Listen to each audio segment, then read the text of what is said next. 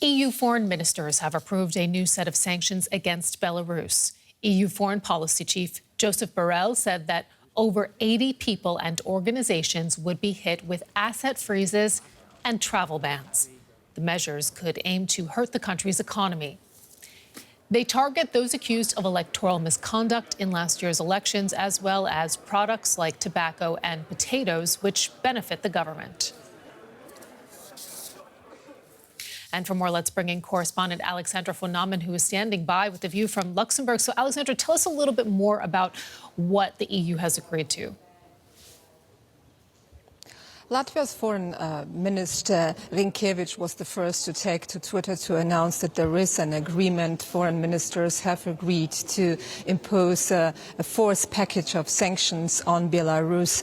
And that means that, as you just mentioned, more than 80 individuals and entities will be added to the sanction list. But that's not the most important thing that it's happening here.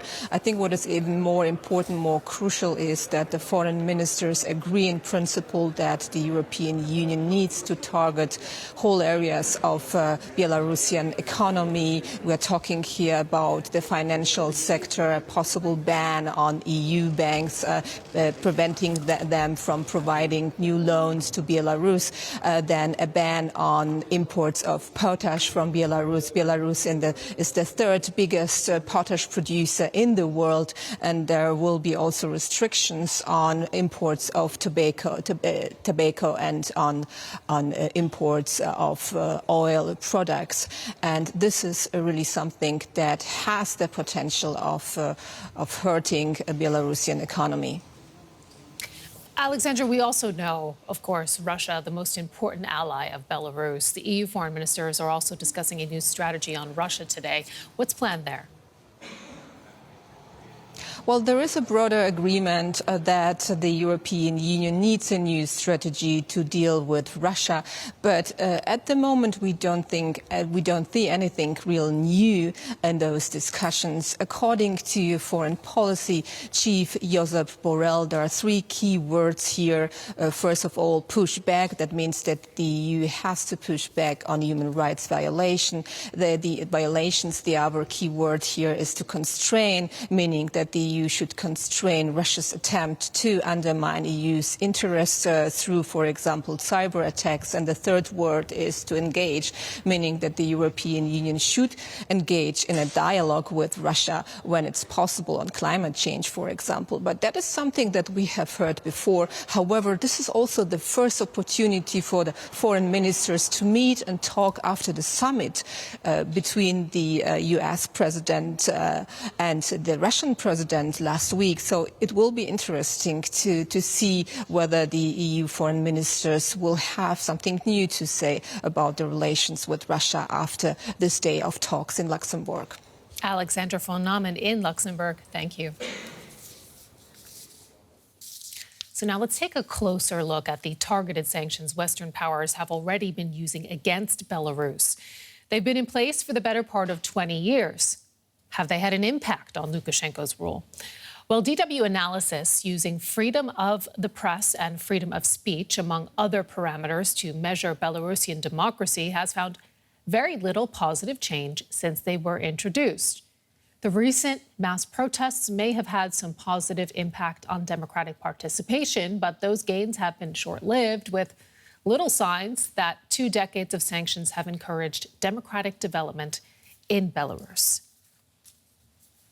Let's get more. We are joined by DW's Sandra Petersman, who is head of the research and investigations team here at DW. Thank you so much for joining us, Sandra. So what does this mean? Does it mean sanctions don't work? Looks like it when you just see the graph, but it's not as easy as that. I mean, what we have seen so far in Belarus is mainly targeted sanctions only, which means freezing of assets, freezing of bank accounts of the elite. Already 88 persons plus 7 entities are on that blacklist. Dozens more will most likely be added today. And that is also in an effort applying targeted sanctions only to protect the population from negative sanctions, from the effects of sanctions. And that has happened in Iraq. If we all think back to the 1990s, we saw an almost total economic blockade of Iraq. Saddam Hussein, then dictator, stayed in power, but millions of Iraqis suffered from the negative consequences of these sanctions, and that should never be repeated. That's why we have targeted sanctions as the flavor of the day, as I may say. But when we look at what the EU is planning now, we will see broader economic and also financial sanctions hitting both the regime and the population, because if you hit sectors of the economy like the fertilizer or the oil industry, that of course is causing damages which will be felt by everybody in the country. Absolutely, and the logic with the targeted approach is that, you know, those influential members then who are perhaps close to Lukashenko will then maybe influence the situation, put some pressure on it. You've been analyzing, though, some of you know, sanctions and their effectiveness in particular. Tell us what you've been sort of finding in that analysis. I mean, the success of sanctions is a really heated debate among scientists as well, because so many of the effects are very hard to measure. For instance, the political signals that sanctions do send to autocrats at large, not just to Lukashenko, but also to others. Positive signals to the suppressed opposition. We are standing by you. You know, that is also something that is very hard to measure. But in terms of sheer numbers, we looked, for instance, at the success rate of travel bans in the past 25 years, and we came to the conclusion that about a third of them, 36%, did lead to some sort of concession from the sanctioned state, let it be the release of political prisoners or engaging in talks or a reduction in violence. Broader sanctions had an even higher success rate, roughly 40%. But here comes the caveat. I mean, if you look at the sanctions, they were effective in all forms of government. If it's hardened autocracies like Belarus is, that success rate shrinks from 40% to 26%. Wow. Okay. So not terribly good results for a country like Belarus in particular. Sandra Petersman joining us. Thank you so much. You're welcome. Well, Belarusian leader Alexander Lukashenko has managed to maintain his firm grip on power despite major protests within the country and international pressure. Helping to keep him there is the country's secret service and the climate of fear that they have created. Soviet dictator Joseph Stalin looms larger than life at this military theme park near Minsk. People from all over Belarus have come to celebrate the so-called Border Guard Day. Many, like Yelena, support Alexander Lukashenko. She works in a meat processing plant in Brest on the Polish border. She can't understand why people in Belarus want to be rid of Lukashenko. What are the most important things in life? We have a salary, a job, we live in peace, and our kids get a good education. For me and my family, the current leadership is exactly what we need. We like living in Belarus. I don't want change in the foreseeable future.